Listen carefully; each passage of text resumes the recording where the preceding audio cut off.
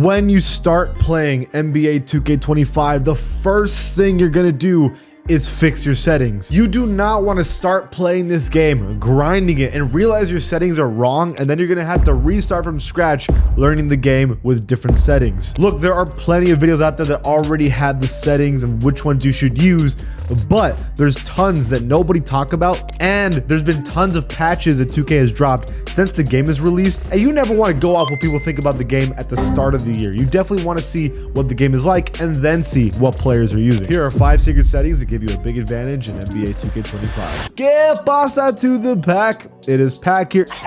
If you like tips and tricks of NBA 2K25, please join the pack and subscribe. I do it all the time. Let's go.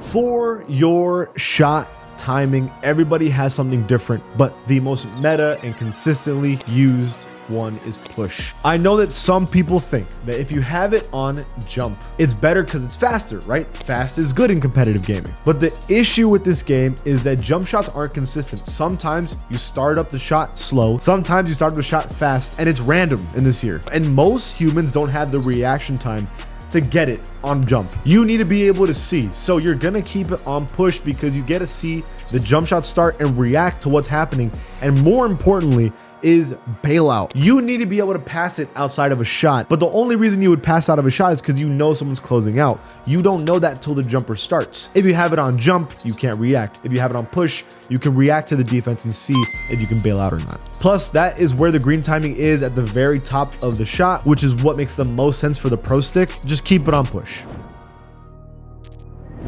Up next, it is box out assist. This one depends. If you're a center, you're actually gonna want it as high as you can. I know some people go 75, but you could go even higher.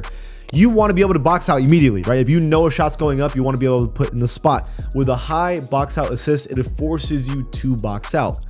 However, if you're a guard, there's certain situations where you don't want to box out, or you want to pick the person you want to box out and not let it force you. You might want it at 0. It's completely dependent on playstyle. Also, if you're playing zone, centers might not want it on 100 because they might box out the wrong person if 2 people are cutting, right? So I think it depends a lot on what game style you're playing and what position you're playing. But I would think for most centers, you're gonna want it kind of high. And for most guards, you want it kind of low.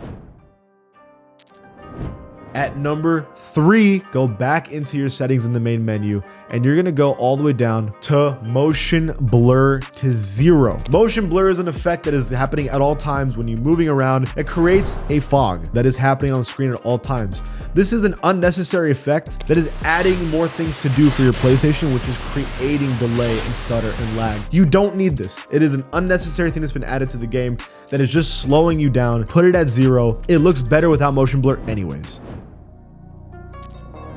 At number 2, I'm surprised how little people know about this one, but this is free game right here. Hardwire your controller. I know you're like, I don't like wires, or I bought a Bluetooth controller on purpose to not have to deal with this. Hardwire your controller because there is a latency between your inputs, right, into your PlayStation with Bluetooth. You don't have that problem with the hardwiring. Any competitive game you pick, all esport players are hardwired in because they know that that latency matters. It's the difference between you getting an open shot off and not. If you want to take yourself seriously and be competitive, you need to be hardwired in.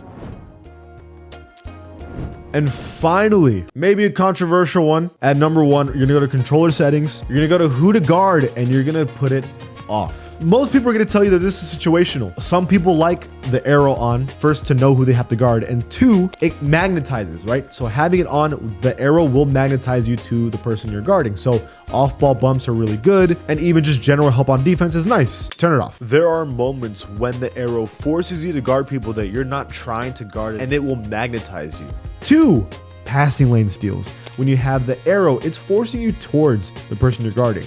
But if you have it off, now you can control where you want to be, and you can be in a catching situation in a passing lane steal where it will give you more steals. Plus, there's many times where switches are happening, picks are happening, and you're guarding the wrong person, and it's forcing you back to your old person, which is what you don't want. To be a lockdown defender, I really suggest turning this off. Okay. That is my advice. What do you guys think? Let me know if there's any secret settings that you have. Let everybody know in the comments below. If you like this channel, please give it a sub. I'll see you guys next time.